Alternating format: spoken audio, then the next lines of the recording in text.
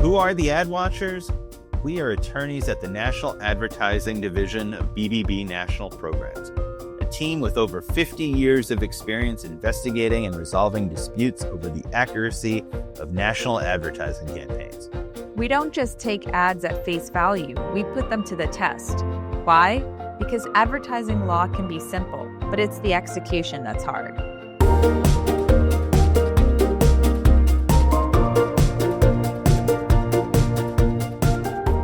Welcome to the Ad Watchers, NAD's podcast that gives a view into how our organization reviews claims and applies advertising law. If you missed any of our previous episodes, don't forget to check them out later. They're available wherever you're listening to this. We're up to episode 5, and we're shifting gears to look at trust in advertising as it relates to influencer advertising. In a way, it touches on our raison d'etre. In 2024, 82% of U.S. marketers used influencer partnerships in ad campaigns at a value of a whopping $24 billion. Influencer marketing is a key cornerstone of marketing campaigns. But how much do consumers trust influencers and influencer marketing? It's a part of what we're going to be talking about today.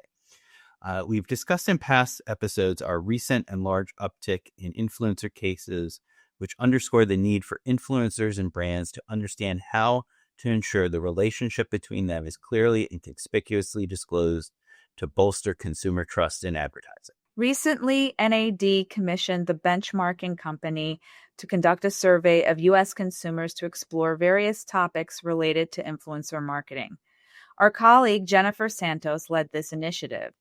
The purpose of this research was to determine, 1, if there is a demand for more transparency in influencer marketing, and 2, whether a formal certification backed by NAD for influencers would increase consumer trust while helping to ensure truth in advertising. The survey, the Influencer Trust Index, was conducted in February 2025 with 3,720 U.S. consumers ages 18 to over 65 responding to the survey, the vast majority of whom were social media users. The results will surprise you. The numbers really point in a few directions and give anyone who has to work with influencers or evaluate influencer marketing some things to think about. One interesting takeaway is that the consumers know that influencers are marketing products and follow influencers anyway, skewing higher in the younger demographics. They expect influencers to provide honest reviews and be transparent about their connection to the brand. So disclosures matter. Yet when asked if a hashtag sponsored or a hashtag ad would make the endorsement more or less trustworthy, only 14.8% said more, and 56.5% said they were not sure. That's right. Only 69% of respondents somewhat trust influencers. But among the biggest reasons for distrust is the lack of transparency and honesty about brand association at around 71%, and also the disclosure of the connection to the brand at 47%. In fact, most of those disclosures are somewhat or rarely seen. So only 40.5% said somewhat and 16.3% said rarely. Another observation is that the respondents' purchasing decision as a result of an influencer endorsement did not translate to numerous sales. While 28.8% said they were likely to purchase a product as a result of a recommendation by an influencer, 51.1% said they were not sure, and 20.1% said unlikely. While 58.4% made a purchase as a result of an influencer recommendation, 29.5% bought less than 3 products, and 34.8% bought 4 to 6 products. But that still shows that these recommendations result in product sales, so the need for honesty and transparency is paramount. Also noteworthy is that as to whether influencers should be certified or licensed by a governmental or regulatory entity, 34.6% said yes, but 37.8% said they were not sure. 36.8% of the respondents said they would be more likely to purchase a product based on an influencer recommendation if they were certified. So there is evidence that a certification could bolster consumer trust in influencer advertising. So, despite some maybe contradictory findings, it's clear that consumers know that influencers have business relationships with brands, but they want that relationship disclosed and whatever opinion and content is disseminated to be authentic. Trust can be eroded quickly, and building it back can be hard. I think in one of our last episodes, one of our previous episodes, Annie, we talked about the dog influencers that you enjoyed following. I guess we should say that this survey only concerned human influencers because, who doesn't trust an adorable puppy? So their trustworthiness is should be taken as a given. Absolutely. So now we're going to shift gears just a bit and talk to our special guest today, our former colleague, Katie Goldstein, who is no stranger to many of our listeners. Katie Goldstein is the global head of policy and regulatory affairs at SuperAwesome, formerly Epic Games, the leading provider of safe digital experiences for young audiences. With deep expertise in advertising compliance, digital privacy, youth marketing, and influencer responsibility, Katie oversees SuperAwesome's advertising solutions, empowering customers to deliver engaging and responsible digital content through display advertising, influencer marketing, and gaming. Welcome, Katie. We are so happy to have you here. Thank you so much. I'm so excited to be here. Anytime I get to hang out with my friends at BBB National Programs is a good day. So it's great to see you again. But first, tell the listeners a little bit about your background. Sure. So I lead SuperAwesome's policy and regulatory affairs, as Annie mentioned. My background is in law with a deep focus on youth privacy and responsible digital advertising. I've spent my career kind of at the intersection of innovation and regulation, trying to help companies engage with young audiences in ways that aren't just thoughtful and age appropriate, but also trying to really innovate and do cutting edge things that kids find exciting. I got my start at KRU, where I really learned the foundational standards and the ropes of the entire industry. I had a great time working there. It was really, really educational. So tell us about SuperAwesome and the work that you do there, Katie. Sure. So SuperAwesome is the leading tech platform for youth-safe digital engagement, and we help and empower brands to reach both kids, which is kind of how the company started in 2011. Now we deal with teens as well, and we really work with them to try and help empower the brands, developers, creators to connect with kids and in teens in a way that's compliant, age appropriate, and really anchored in safety and well-being. And so we have several different solutions, including privacy first advertising, which is safe harbored through KRU to, say basically that we are COPPA compliant. We also have a product that helps advertisers reach kids and teens through influencers, as well as gaming. And then, whatever the next thing is, wherever the kids go, we will follow. We really try to help advertisers meet kids where they are in a safe and appropriate way, because I think, kids are online, the genie's out of the bottle. I don't think they're going to go offline anytime soon. And so making sure that the places that they are going, that there are kid safe or teen safe experiences. And I think, that's what really SuperAwesome is trying to do. At NAD, we talk about issues of concern with influencers often, but for the most part, we haven't talked about it from the perspective of teens, younger kids, and parents. Tell us a little bit more about the unique issues that you deal with there. Yeah. So I think when you're talking about kids and teens, especially in the influencer space, of course, these are younger audiences. There definitely are some heightened risks that have to be considered. But I think it's worth noting right at the beginning that they're not necessarily exactly the same risks between the kid audience or the teen audience. So social media, creator culture, influencers have kind of become really foundational to how young people are communicating and learning. And I don't think this is going away. I feel like influence at this point is inevitable. And I will say, I don't think it is always a bad thing. I think that there are some benefits as well. These platforms have, creators where kids can, follow them and help build an identity, discover communities, find voices and role models that reflect their experiences. And for a lot, especially those in more marginalized group, queer youth, disabled creators, kids of color, online spaces really can sometimes be a lifeline when real world support is lacking. And so, I just always feel like I want to say that because I have, seen a lot of really good quality content out there. But yes, of course, there are risks. I think the risks online for kids, they've kind of become somewhat well documented by the FTC in their endorsement guides, as well as KRU in their guidelines. Kids are really developing their ability to recognize when something is an ad at all. And so I think it's critical, and the FTC says this in their recent updated endorsement guides, that it's crucial that influencers are, especially transparent when there is advertising to kids through them. So I think that for kids, there is really the need for them to understand when something is advertising. But I will say that as kids grow and as they reach those teen years, they do become more ad literate.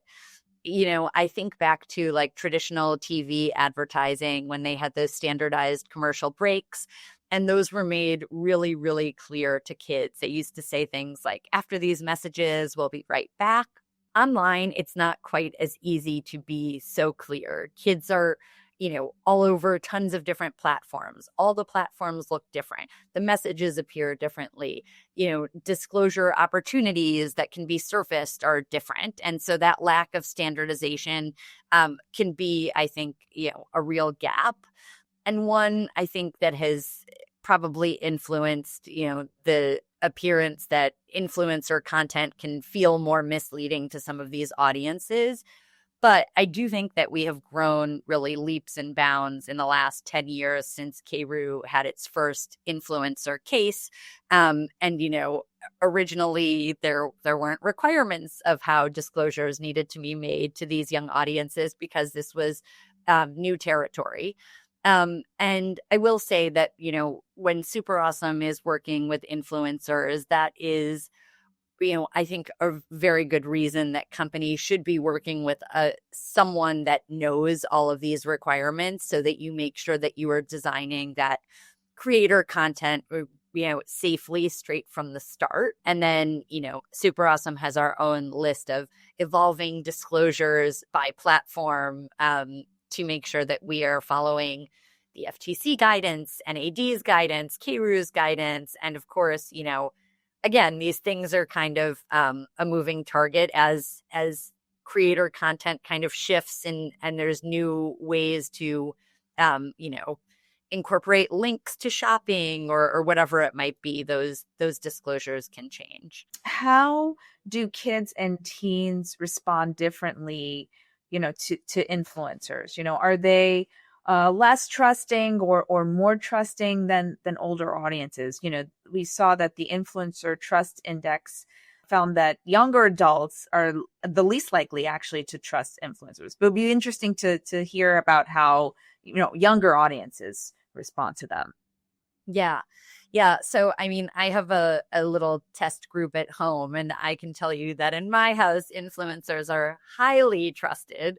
And, anything like I have spent a lot of time in the last couple of years explaining, what do you think? Why do you think they're filming this in this certain restaurant? Do you think they're being paid? And all of that, because generally I would say that kids and teens, more kids, I think that teens have a little bit better of an understanding. As I said, I think that they get sharper instincts for what feels authentic versus more performative.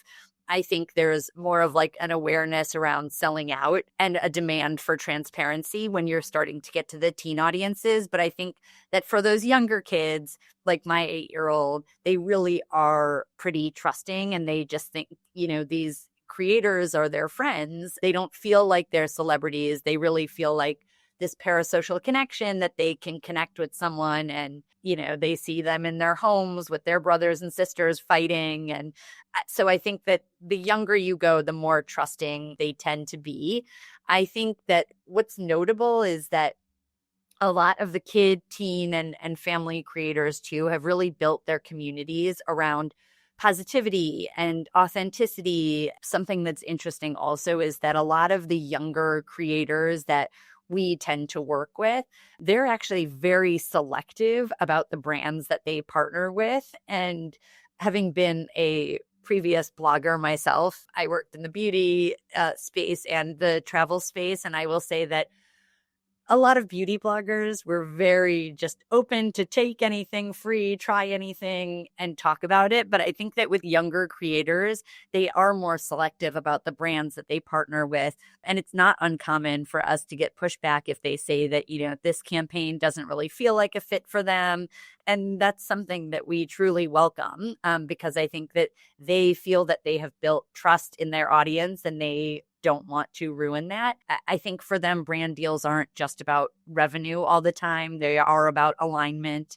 And it's somewhat innocent. Like, I remember the first time I heard that come back to us, and I was like, wow, like, that's wonderful. Like, we shouldn't work with them. Like, and I think that the brands kind of appreciate that too, because they would rather work with a creator that is aligned with them and their audience. So earlier you mentioned AI, and that's something that's becoming more visible every day, more visible in marketing. What are you seeing that's of particular interest or concern as to how that AI is being used with respect to younger audiences? Yeah. So, we're watching it closely. You have, of course, seen a lot of these, devastating stories where kids are creating unhealthy bonds with, very sad stories, suicide and other things like that. And that is definitely something to think about. I think for AI in general, I think when it comes to what I'm seeing more in the advertising space, I know we've seen a lot of warnings that like we're going to be seeing deep fakes or virtual AI influencers. And I haven't really seen that coming to fruition as being a problem. Obviously, if there is an AI influencer and a kid didn't understand that, certainly I think that could be misleading. But I think that some of that hasn't really taken hold, at least with younger audiences. At SuperAwesome, I think the way that we are thinking about it more is if AI is being used to create advertisements, making sure that it is not overstating what a product can do or making it seem like it has a function that it doesn't. And again, I will say that most of the brands we work with are also kind of holding off in terms of using AI specifically to create the ad on its own. I know Kru had come out and said, if an ad is created with AI, their guidelines would still apply, which makes total sense. But I haven't seen that really happening yet. What are other trust and safety issues that parents should be aware of? And do you have any other words of advice? Yeah, age appropriateness in general is something to be aware of. I talk to a lot of parents who will ask me at the bus stop in the morning, is Roblox safe? Is this safe? Is that safe? And I always tell them that, you have to know your own child. You have to know your own comfort level, but you also have to actually go on these platforms and look and, check out the parental controls that are available to you. I have actually had helped several parents set up the parental controls on Roblox because they will be telling me, my kid's doing X, Y, and Z on Roblox. And I'll say, well, then they must not be signed up as an 8-year-old, because if they have an 8-year-old account, they wouldn't be able to do that. So I think that a lot of it is, when I think about safety with my own kids, I think about like actually sitting down and watching the influencer content with my daughter. She came home and she was obsessed with this new influencer after we had seen our friends over winter break. And, the parents went in one room, the kids went in the other. This girl showed her a new influencer. And like, it's really about like watching it, understanding it better. And I think that also leads to usually better conversations with your kids and better understanding of what is actually happening, whether that's on Roblox, whether that's through influencer content, whether it's, in different games, wherever it might be. I think that, there's a million different risks out there, but understanding what's actually happening. And, oftentimes what I find is things aren't as bad as they seem when you actually dig into it. I thought like this one influencer was going to be terrible just based on a lot of, even hype that I have seen like from bad influence.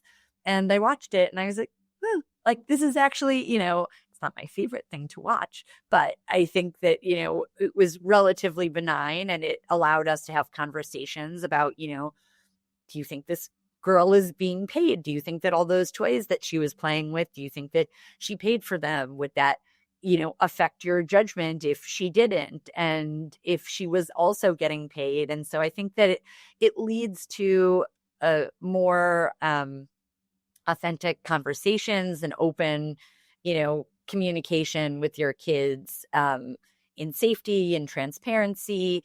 And the goal isn't really like surveillance. I feel like it's about helping kids build confidence and, that literacy so that they can go online and do the things and feel comfortable. And yeah, do the thing that you don't want to do. Go sit down and play the game with your kid. Go watch the influencer content. And, I think then you can better explain and see what the risks are and, be able to parent from a more well-informed point of view. Well, Katie, thanks for taking the time to join us today and for all of your insights that you shared with us. Thank you. Okay, so that gave us a lot to think about, and really enjoyed hearing Katie's insights. And I guess we'll leave everybody with a few takeaways. First, as Katie said, brands need to meet kids and teens where they are. They need to be mindful of the audience they're speaking to, and they need to especially be transparent with kids who may not be as ad literate, and kids will need to know when they are seeing an ad. That is important for all audiences, but especially for kids.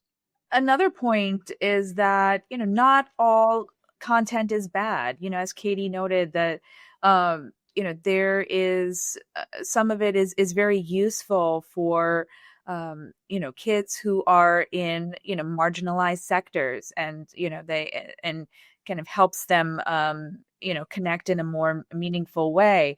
But there is definitely problematic content out there that could have, negative effects, like sort of idealized or non-realistic lifestyle. So it's important to be mindful about that kind of messaging.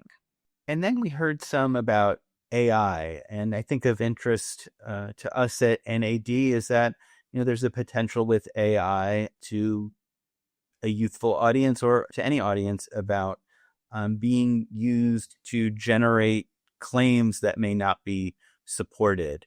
So another thing for marketers to think about, because that is something we always look at here at NAD.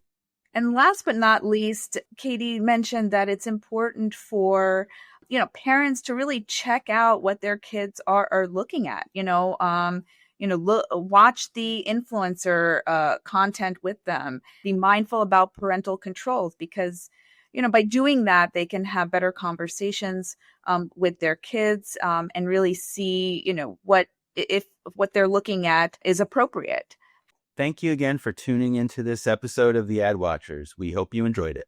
Join us next month for another episode of The Ad Watchers. As always, you can head over to our website, bbbprograms.org, to learn more about what we do at the National Advertising Division or any of our other self-regulatory programs. That's all for this episode. See you next time. Thanks again for tuning into Ad Watchers. Be sure to check out our previous episodes at accountabilitystudio.org, Apple Podcasts, or wherever you listen to your favorite podcasts. And don't forget to subscribe to get notified about our next episode.